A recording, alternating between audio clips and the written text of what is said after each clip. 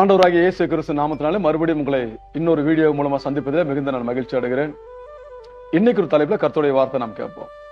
கிறிஸ்து எனக்கு ஜீவன். இது யார் சொன்னது? அப்போஸ்தலன் பவுல் சொன்னார். பிலிப்பியர்ல நீங்க படிச்சு பாத்தீங்கன்னா 1ஆம் அதிகாரம் 21ஆம் வசனத்துல கிறிஸ்து எனக்கு ஜீவன், சாவு எனக்கு ஆதாயம். ஆவிக்குரிய மனுஷர்ல ஒருத்தர் ரட்சிக்கப்பட்டிருக்கிறாரு, அதாவது நல்ல ஒரு மனுஷன் ஆண்டவருக்குள்ள இருக்கிறாருன்னா மரணத்தை குறித்து அவங்க பயப்படவே மாட்டாங்க. நிஜமா சொல்றேன், மரணத்தை குறித்து ஆவிக்குரிய பிள்ளைங்க பயப்படவே மாட்டாங்க. ஆவிக்குரிய பிள்ளை இல்லாதவங்க, ரட்சிக்கப்படாதவங்க தான் ஐயோ நம்ம செத்தா நம்ம எங்க போவோம், நம்ம லைஃப் என்ன ஆகும், அதுக்கப்புறம் என்ன வாழ்க்கை நடக்கும் நமக்கு தெரியாது அப்படின்னு நினைச்சுவாங்க, யோசிப்பாங்க. ஒரு தெனாலிராமன் கதையில நான் படிக்கும் போது அதுல ஒரு சின்ன ஸ்டோரி. ராஜா ஒரு நாள் தெனாலிராமனை பார்த்து, இந்த உலகத்துல நீதான் பெரிய முட்டாள் அப்படின்னு சொல்லிட்டு தெனாலிராமன் கையில ஒரு செங்கோல் சின்னது கொடுத்தாராம். கொடுத்துட்டு சொன்னாராம், என்னைக்காவது உன்னை விட பெரிய முட்டாளை நீ பார்க்கும்போது இது என்ன செய்ய, நீ அவ கையில கொடுத்துரு அப்படின்னு. தெனாலிராமன் சாரி வாங்கி வச்சுக்கிட்டார். ஏன்னா ராஜாவோட வார்த்தை மீற முடியாது இல்லைங்களா. கொஞ்ச நாள் கழிச்சு ராஜா ரொம்ப சிக்காயிட்டாரு, ரொம்ப உடம்பு முடியாம போயிட்டாரு. அவர் ரொம்ப படுத்த படுக்கை ஆயிட்டாரு, மரணம் அவருக்கு வரப்போகுது. அப்ப தெனாலிராமன் போயிட்டு அவர்கிட்ட போய், ராஜா என்னாச்சு உடம்புக்கு? ரொம்ப முடியலப்பா, எனக்கு ஜீவன் போகுது. அப்படியா, சரி ஜீவன் போகுதுன்னா அது எங்க போகுது? அது எங்க போகுது தெரியல. சரி எங்க போகுது, எவ்வளவு தூரம் தெரியுமா? எவ்வளவு தூரம் தெரியலப்பா. யாரு உங்க கூட வர்றாங்க? யாருமே வரல, நான் தனியா தான் போறேன். போயிட்டு திரும்ப வருவீங்களா? அது எனக்கு தெரியாதுப்பா. வரேன்னா எனக்கு தெரியாது. அப்ப எங்க போறேன்னு தெரியல, உங்க கூட யாரு வர்றாங்க தெரியல, எவ்வளவு தூரம் தெரியல, என்ன நடக்க போகுதுன்னு தெரியல, அங்க உங்களுக்கு ஏதாவது வீடு வாசல் இருக்கா, ஒண்ணுமே தெரியல. அப்ப இந்த தெனாலிராமன் அந்த செங்கோலை அவர் கையில கொடுத்து, இதை நீங்க வச்சுக்கோங்க, நான் பார்த்தது நீங்க தான் பெரிய முட்டாள் அப்படின்னாராம். இது ஒரு உதாரணத்துக்கோ சொல்லப்பட்டிருக்கலாம், இது உண்மையா பொய்யான்னு நமக்கு தெரியாது. நல்ல கருத்து அதுல இருக்கு சொல்ல வர, அதுக்காக சொல்றேன்.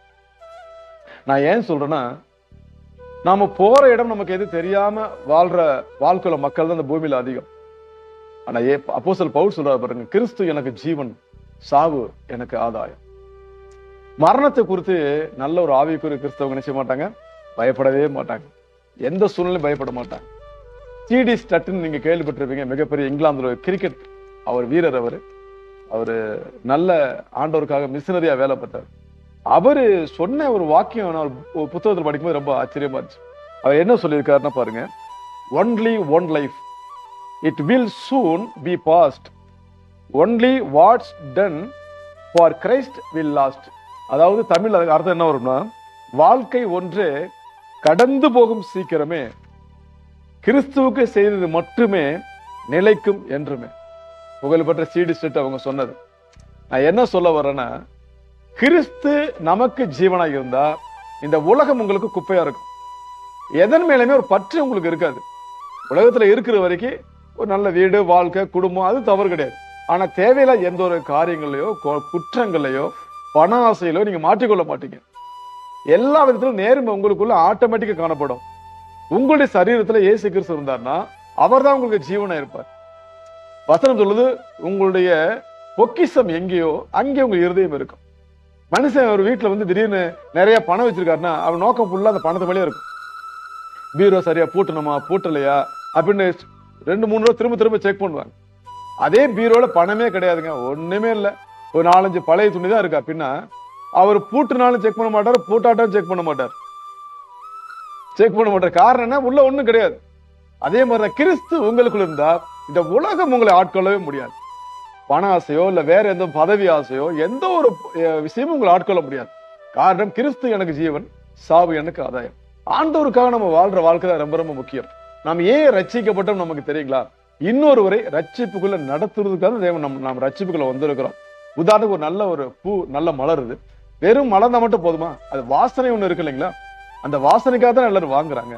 அந்த மாதிரி நீங்கள் நானும் கிறிஸ்துவுக்குள்ள இருக்கும்போது நாம் மற்றவர்களுக்கு ஒரு வாசனையா இருக்கணும். அந்த வாசனை எப்படின்னா, ஏழைகளுக்கு உதவி பண்ணணும், இல்லாதவர்களுக்கு உதவி பண்ணணும், தாழ்மையா நடந்துக்கணும், மற்றவர்களை கனப்படுத்துவதில் நீங்க முந்திக்கொள்ளணும். ஒருத்தர் உங்ககிட்ட பேசாம இருக்காருன்னா நீங்க 2-3 தடவை நீங்க என்ன செய்யலாம், அவர்கிட்ட பேசுறதுக்கு முயற்சி பண்ணி பாருங்க, ஒப்புரவாகி பாருங்க. அப்பயும் அவர் தட்டி கழிக்கிறாரு, பேச மாட்டேங்கிறாரு, முகத்தை திருப்பிட்டு போறாருன்னா நீங்க விட்டுருங்க. உங்க மேல எந்த பிரச்சனை கிடையாது. நியாய தீர்ப்பு நாள்ல நிச்சயமா ஆண்டவர் உங்களை குறித்து அதை கேட்கவே மாட்டார். ஏன்னா நீங்க தேவனுடைய வசனத்தின்படி நீங்க நடந்துகிட்டீங்க.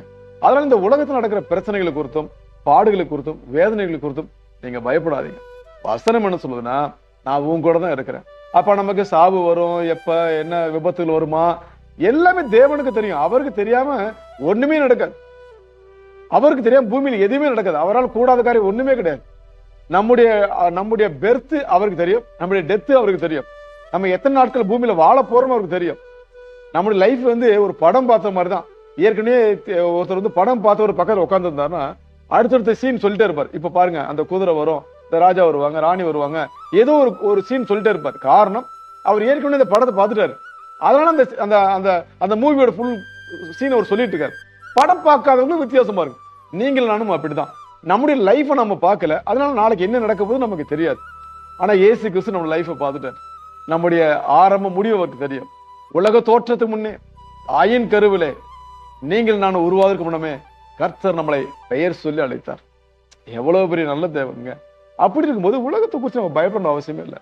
சாவு எந்த வயசுல வரட்டுங்க, 6 வயசுல கூட தான் வருது, பிறந்த நாள்ல வருது.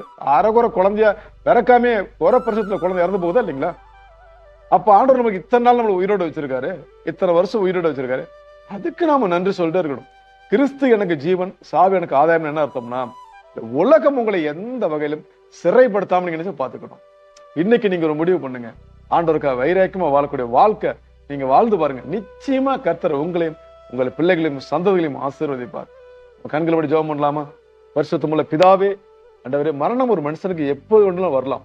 ஆனால் நாங்க தகப்பனே உண்மையே நம்பி இருக்கிறனால அது எந்த சூழ்நிலை எப்படி வந்தாலும் உமக்கு தெரியாம வராத நம்பிக்கையோடு நாங்க எதுக்குறோம். பண்றது எங்கள் காலங்கள், எங்கள் ஆயுசு நாட்கள் எல்லாம் உம்முடைய கரத்துல இருக்கிறனாலே உம்முடைய கரத்துல எங்களை ஒப்பு கொடுக்கிறோம். உமக்கு சித்தமானபடி எங்கள் வாழ்க்கையில் நன்மைகள் நடப்பதாக இயேசு கிறிஸ்து நாமத்தில் ஜெபிக்கிறோம் நல்ல பிதாவே, ஆமென்.